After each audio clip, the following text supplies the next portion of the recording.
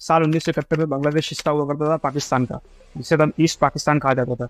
East Pakistan की majority population वहाँ की लोकल लैंग्वेज बांग्ला लैंग्वेज बोलती थी, और जो वेस्ट पाकिस्तान था, जो आज का पाकिस्तान है, वहाँ की मेजोरिटी पॉपुलेशन उर्दू लैंग्वेज बोलती थी। और इस बात को लेकर ईस्ट पाकिस्तान के ऊपर डिस्क्रिमिनेशन किया जाने लगा।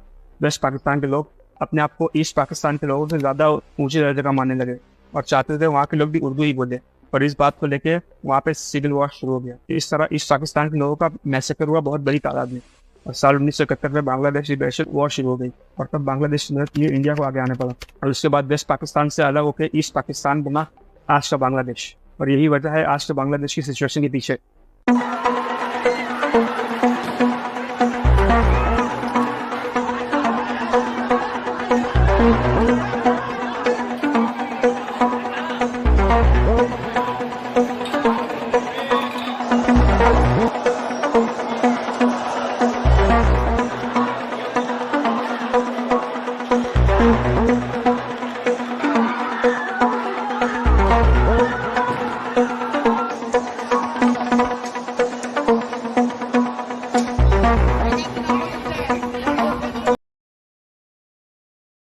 पिछले महीने बांग्लादेश में वहाँ के स्टूडेंट द्वारा एक प्रोटेस्ट शुरू किया गया, और इस प्रोटेस्ट के पीछे की वजह थी साल 1971 में बांग्लादेश को आज़ादी मिली पाकिस्तान से।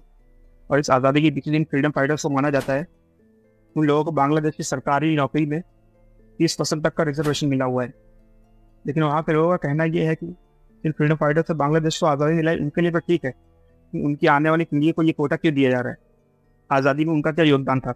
साल 2018 में इस कोटे के ऊपर पूरी तरीके से बैन लगा दिया गया था। इस पूरे रिजर्वेशन को खत्म कर दिया गया था। इस साल आया 2024, फ्रीडम फाइटर्स के परिवार के 7 लोगों ने कोर्ट में अर्जी दाखिल की इस मामले को चैलेंज करते हुए। और बांग्लादेशी कोर्ट ने इस मामले में बहुत ही अजीबोगरीब फैसला सुनाया। फैसला सुनाते हुए बांग्लादेशी कोर्ट ने इस कोटे को फिर से रीइंट्रोड्यूस किया, और फिर से 30% रिजर्वेशन इनके डिसेंडेंट्स को दिया जाएगा। ये था वहाँ के कोर्ट का फैसला। इस वजह से जुलाई 2024 में बांग्लादेश में प्रोटेस्ट देखने को मिला। पहले तो ये प्रोटेस्ट काफ़ी पीसफुल रहे थे, लेकिन देखते ही देखते ये प्रोटेस्ट वायलेंट प्रोटेस्ट में बदल गए। वहाँ की सरकार ने स्टूडेंट्स के ऊपर सख्ती बरतना शुरू कर दिया, और देखते ही देखते स्टूडेंट्स की मौत की खबरें भी आना शुरू हो गई। वहाँ की पुलिस ने खुलेआम प्रोटेस्टर्स को टॉर्चर करना शुरू कर दिया। उन्हें सड़कों पर मारा जाने लगा खुलेआम। वहाँ के सरकार के जो सपोर्टर्स थे स्टूडेंट्स को जान से मारने लगे। कई वीडियो तो ऐसे भी सामने है जिसमें पुलिस खुलेआम प्रोटेस्टर्स को बेदर्दी से मार रही थी। पूरे देश में हिंसा का माहौल हो गया, और वहाँ के लोग गवर्नमेंट के खिलाफ हो गए। और इसी बीच वहाँ के प्राइम मिनिस्टर शेख हसीना का एक इंटरव्यू सामने आया, जिसमें उन्होंने कहा जो भी लोग इस प्रोटेस्ट में मारे गए हैं वो सारे के सारे लोग एंटी नेशनल थे। इन सब चीज़ों की जिम्मेदारी जगह पर दूर, बल्कि उल्टा इल्ज़ाम इन्हीं पर लगाया गया। खुलेआम बांग्लादेश में मैसेकर हो रहा था वहाँ के ऑफिशियल्स द्वारा।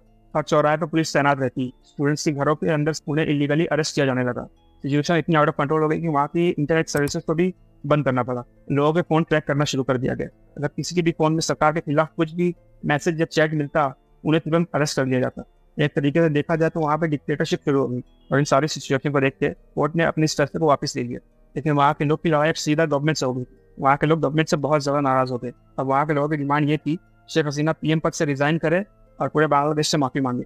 लेकिन हसीना का कहना यह था जो हुआ सो हुआ, अब इस मामले को किसी भी तरीके से दबाया जाए, किसी भी तरीके से शांत किया जाए। और अभी 10 दिन बाद इंटरनेट सर्विसेज फिर से शुरू हुई, लेकिन प्रोटेस्टर्स अभी तक रुकने को तैयार नहीं थे। और वहाँ की जो अपोजिशन पार्टीज थी उन्होंने भी सरकार के ऊपर दबाव बनाना शुरू कर दिया। सिचुएशन इतनी खराब हो गई कि पूरा बांग्लादेश वहाँ के पीएम के खिलाफ हो गया।